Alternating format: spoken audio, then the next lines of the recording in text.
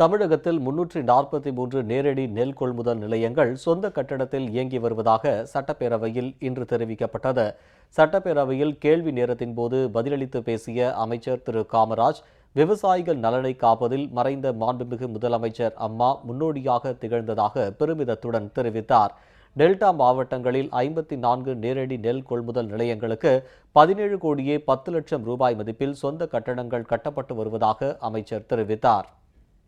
நேரடி நெல் கொள்முதல் நிலையங்கள் திறப்பது, அவைகளுக்கு கட்டிடங்கள் கட்டி கொடுப்பதிலும் முன்னோடியாக திகழ்ந்தவர் மாண்புமிகு இதயம் புரட்சித்தலைவர் அம்மா அவர்கள்.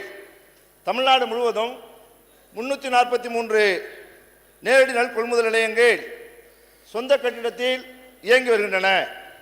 தற்பொழுது 31 கோடியே 45 லட்சம் ரூபாய் செலவில் 106 கொள்முதல் நிலையங்களுக்கு சொந்த கட்டிடங்கள் கட்டி முடிக்கப்பட்டுள்ளன. அதேபோல நாகப்பட்டினம் மாவட்டத்தில் மட்டும் தற்பொழுது 84 கொள்முதல் நிலையங்கள் சொந்த கட்டிடத்தில் இயங்கி வருகின்றன.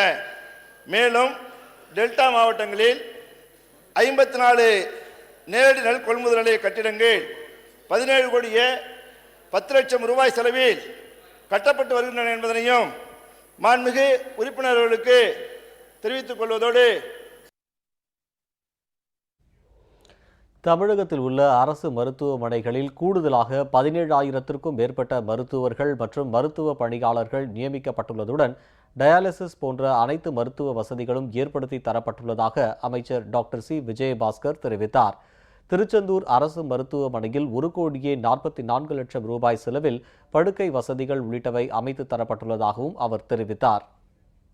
மாண்புமிகு இதயம் புரட்சித் தலைவி அம்மா அவர்களுடைய அரசு கடந்த ஆண்டு தாங்கள் சார்ந்திருக்கக்கூடிய திருச்செந்தூர் மருத்துவமனைக்கு 1,44,60,000 ரூபாயில் வெளிநோயாளிகள் பிரிவும் 24 படுக்கைகள் கொண்ட கட்டிட பிரிவும் கொடுக்கப்பட்டு மாண்புமிகு புரட்சித் தலைவி அம்மா அவர்களே காணொலி காட்சியிலே திறந்து வைத்தார்கள். அதே போல புதிய சீமா கட்டிடம், மகப்பேறு கட்டிடமும் 60 லட்சம் ரூபாய்க்கு, தங்களுக்கு 80 லட்சம் ரூபாய்க்கு 24 படுக்கைகள் கொண்ட சீமாங் பிரிவு சிறப்பாக செயல்படுகிறது. அங்கே ஆர்த்தோ மருத்துவர்கள், நானும் நேற்று இணை இயக்குடன் பேசினேன், ஆர்த்தோ மருத்துவர்கள் அங்கே தேவை. அதே போல் இப்பொழுது கூடுதலாக உங்களுக்கு டயாலிசிஸ் பிரிவும் வழங்கப்பட்டிருக்கிறது என்ற நல்ல செய்தியை உங்களுக்கு அன்போடு தெரிந்து கொள்கிறேன். இன்னும் 1 மாதத்தில் எங்கள் டயாலிசிஸ் பிரிவு துவங்கும். ஆர்த்தோ மருத்துவர்கள் இப்பொழுது மருத்துவ தேர்வு பணியாளர்கள் வாரியத்தின் மூலமாக தேர்வு செய்ய இருக்கின்றோம். வருகின்ற 12ஆம் தேதி தேர்வு நடக்க இருக்கிறது. அந்த தேர்வு முடிந்த உடனடியாக தமிழகத்தில் ஏற்கனவே 17,027 மருத்துவர்கள் மருத்துவம் சாரா பணியாளர்கள் நியமிக்கப்பட்டிருக்கிறார்கள். இப்பொழுதும் தேர்வு நடக்கிறது. உடனடியாக மருத்துவர்கள் நியமிக்கப்படுவார்கள், மருத்துவம் சாரா பணியாளர்கள் நியமிக்கப்படுவார்கள் என்பதை பேரவையில் வாயிலாக உறுப்பினருக்கு தெரிவித்துக் கொள்கிறேன்.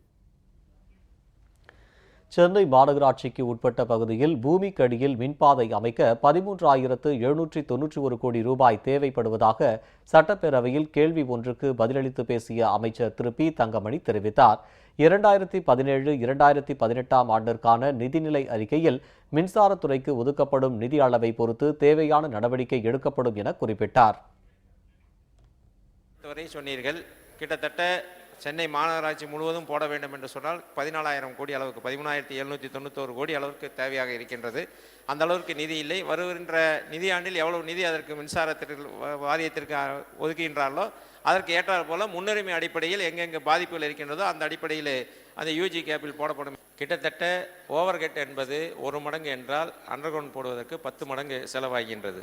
அதற்கு தேவையான நிதி என்பது நான் ஏற்கனவே சொன்னதைப் போல 13,791 கோடி சென்னை மாநகராட்சிக்கு மட்டும் தேவைப்படுகின்றது. எல்லோருடைய கோரிக்கையும் அதுதான், அதுவும் நியாயமான கோரிக்கை தான், நாங்கள் இல்லை என்று சொல்லவில்லை. மாண்புமிகு முதல்வர் அவர்கள் பிரதமரை சந்திக்கின்ற போது கூட இந்த சென்னை மாநகரத்தில் இது போன்ற நிகழ்வுனால் இனிமேல் மின்சாரம் பாதிக்கப்படாமல் இருக்க வேண்டும் என்பதற்காக நிதியை கூட கேட்டிருக்கின்றார்கள், மத்திய அரசில் கேட்டிருக்கின்றார்கள். அது மத்திய அரசு எந்த அளவுக்கு தருகின்றது, வருகின்ற நிதியாண்டில் எவ்வளவு நிதி கிடைக்கின்றதோ அதற்கு ஏற்ப அந்த பணிகள் மேற்கொள்ளப்படும் என்பதை மாண்புமிகு உறுப்பினர் அவர்களுக்கு தெரிவித்துக் கொள்கின்றனர்.